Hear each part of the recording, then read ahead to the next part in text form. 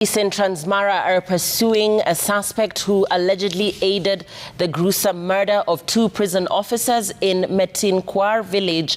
The duo was on a mission to settle a sacco-related matter with a retired colleague. The main suspect, 4 individuals, have since been arrested in connection with the Henius Act, with a multi-agency team activated to comb Transmara West in an effort to arrest the main suspect, identified as Pius Lemiso Ndiwa. Citizen TV's Crispin Otieno reports.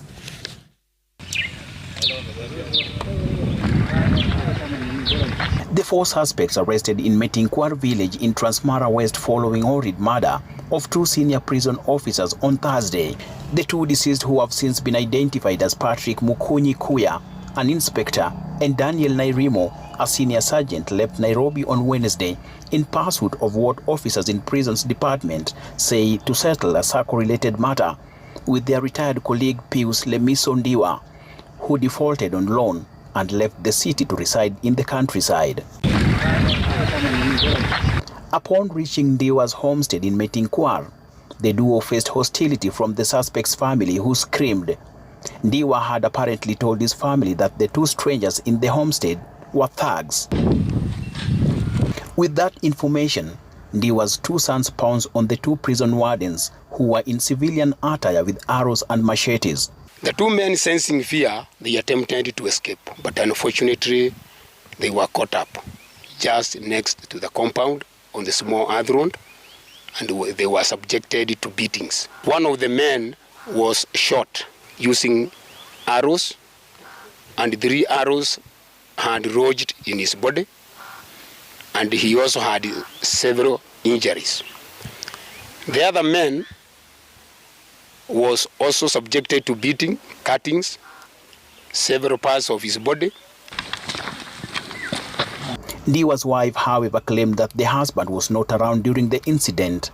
However, it remains unclear at what point his phone was switched off. We have details of how we can get him, because he was not at home. We were told he was not at home.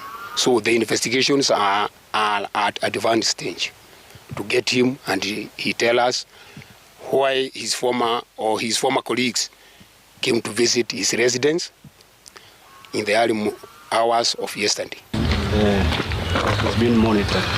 The ugly incident has left Metinkuar villagers in shock and utter disbelief. Wakikuja wajulishe chief ya area, mzee wa kijiji, wasirukie kama sababu hiyo wametendeka kama kienyeji. Kwa hivyo hatujapendesha mtendo kama hiyo. Kuchukua sheria mkononi mwako si kitendo mzuri.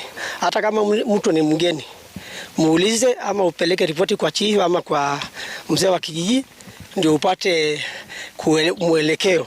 Lakini mambo na kurukia tu, labda umekutana na mtu stranger unamrukia, inakuwa ni mambo na vita si mzuri. At Ndiwa's home, the silence here was too loud.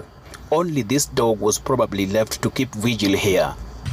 Well, this is the exact homestead where the 2 officers were killed in cold blood.